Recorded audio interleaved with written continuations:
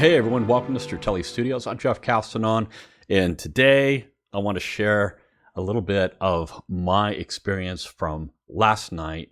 I was on Sunset Boulevard at the Sunrose music venue watching Mike Garson. Mike Garson was the keyboard player for David Bowie for many, many years, and I'll tell you how I got to know him. Also performing, besides Mike's band, or the house band at the Sunrose, was Luke Spiller from the Struts, and I'll tell you a little bit about him too a little later. But I wanted to tell you about my connection with Mike Garson. I don't know him personally, but he has affected my life in a major way. And basically the reason for that is many, many years ago, I was going to Ventura Junior College. This is right after I finished high school, and I wasn't quite sure what I wanted to do, so I was taking music courses at a junior college. This is before I discovered computers. And a friend of mine from the class handed me a cassette tape, and he goes, "You got to check this out. I think you're going to love it." Now, this friend of mine, he loved the Beatles and a bunch of other groups that I loved too, so I trusted him. And I said, okay, I'll check it. Who is this? What is this? He goes, "This is the album Aladdin Sane by David Bowie." And I'm like, I know who David Bowie is. And he goes, "Yeah, but if you're not familiar with this album, then you don't really know Bowie." And I'm like, okay, fair enough. So I took the cassette home, popped it in, put my headphones on. Now, this is old school here with the cassette and everything. Rewound the tape to the beginning. And the first song that he had, because on the tape, because I know this isn't the first song on the album. First song was Aladdin Sane that he had on this tape. So I started listening to it, and I was like, well, it's kind of a little odd in some ways, and definitely different than what I was listening to at the time, which was a lot of what we would call classic rock now. So as I listened to it, I got to the part in the song where the keyboard solo starts. So I'm just sitting back listening, and I proceed to listen to this keyboard solo, and my jaw hit the floor. I could not believe what I was hearing. This was the most avant-garde, beautiful, crazy piano solo that I've ever heard in my life. At that point, I never heard anything like this. And it went on and on and on. And I was like completely, absolutely in shock by what I was hearing. All the little things that the piano player had put into this was just like these references and quotes and stuff, and just weird stuff. And I thought to myself, any artist who would hire this guy to play a solo on the title track of their album is a genius. That would be Bowie. So from that moment, I became a Bowie fan. That was the very beginning for me. So, fast forward to last night. So, Sarah and I got tickets to see Mike Garson at the Sunrose on Sunset Boulevard. And we drive out there, and we get our spot. And he comes in from outside, from the outside balcony, because there was a green room on the outside. You had to actually go outside on the balcony to get to the green room. So the lights dim, and the person that was sitting with us said, "He's going to come through that door." And that was right next to me. I was next to the door. I was the closest person to the door. And I'm like, "He's coming through this door?" I'm like, "Yeah."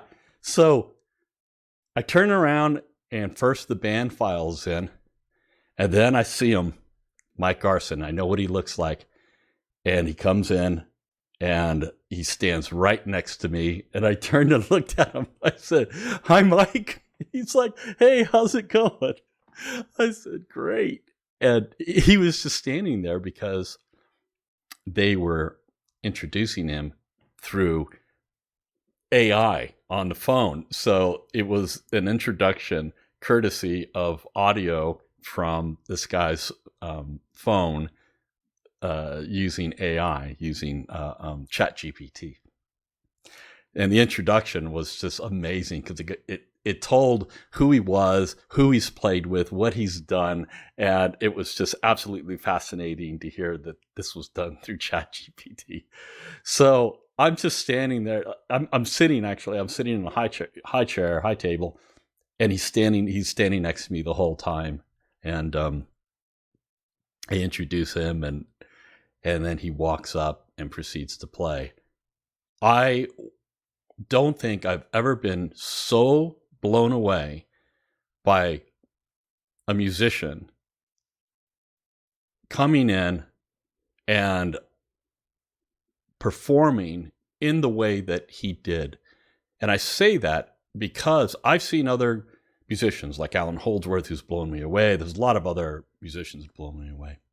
But he blew me away because not only did he play so incredibly beautifully and so skilled, but he also told stories. He also integrated with the band and did some of the songs that Luke Spiller wanted to do, the lead singer for the Struts, who, by the way, was the consummate front man. He was so good. He sounded great. It was just an amazing night. So partway into the set, I'm like thinking, well, they did some Bowie tunes, and then they did some other songs, and then I think it must have been probably about 3/4 of the way through the set. It was a pretty long set also. He stands up and he starts talking about Aladdin Sane. This is the song that started it all off for me. I think he was teaching piano, and he gets a call from David Bowie. He was recording, I think he said at Trident Studios, I'm not sure. And basically Bowie said, could you come down right now and lay down some tracks? And he had to leave his toddler with his piano student because he couldn't say no to that. So he jumps in the car, goes to the session, and I'm going to play for you the continued story from Mike from the performance last night, followed by his live performance of Aladdin Sane. So hope that's not too long of a setup, but it's worth it. So check this out. And it's a beautiful piano at Trident Studios, and Hey Jude was done there, and Queen did songs there, and Elton, and you couldn't really play a mistake. I played a blues solo, and David Bowie said, no, that's too commonplace. I'm getting a little nervous. So then I played Aladdin solo. He said, that's a little better, but it's not right. And he said, didn't you tell me when you joined the band you played this crazy avant-garde jazz in New York City in the 60s? I said, I did tell you that, but if I do that, that's the exact reason I'm not working Saturday night. And in his beautiful English way, he said, leave that to me. You just put a nice bass drum beat under it, and you can do anything you want. So this was a one-take solo. I never heard it for 18 years. But since the internet, 30, 35 years, I get an email every day only on this piece. And I've played on hundreds of pieces with David and thousands of others. And it's a dangerous thing when you get stuck with a hit. But I didn't play it really for a lot of years, but we're gonna try it for you tonight.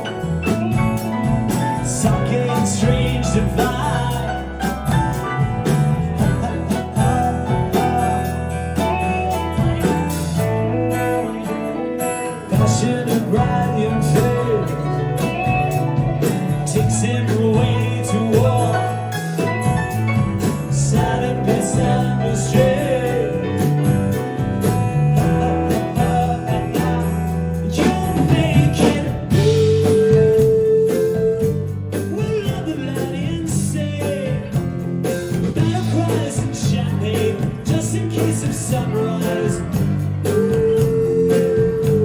We'll love the Aladdin Sane. Looks are sensational. There is so maybe who clutches the side remains, waits for Aladdin Sane. We'll love the Aladdin Sane. Millions we can found in just in case the sunrise. We'll love the Aladdin Sane. We'll love the Aladdin Sane. We'll love the Aladdin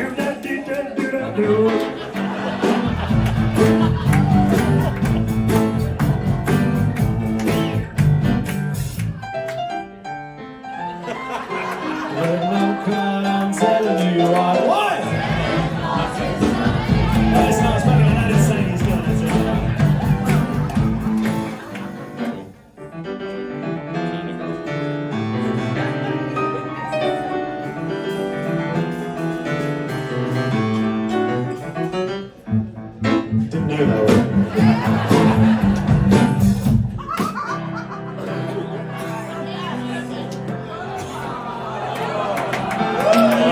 I'm British, I know this one. This is how it goes. Slip inside the eye of your mind. That's not all I know, right?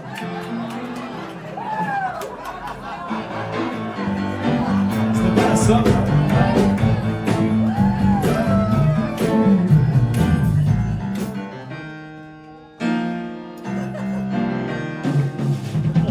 She come from dark, she come hard and high, she come loud and cola, she come big and cola, she got head down to her knees. Got to be good looking 'cause he's a wine, please.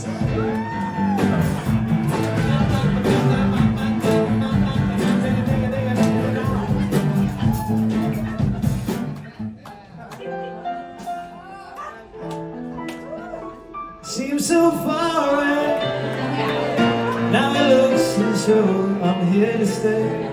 Oh, I believe in yesterday.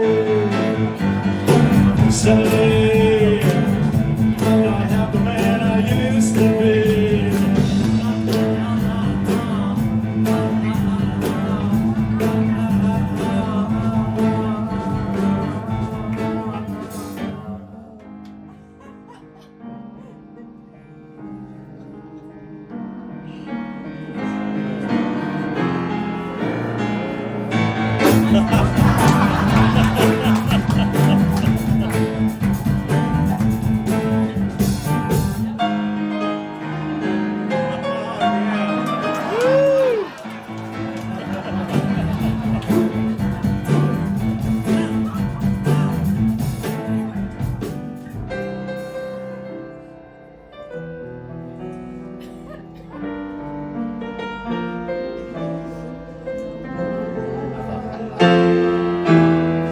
Something in the way she moves me.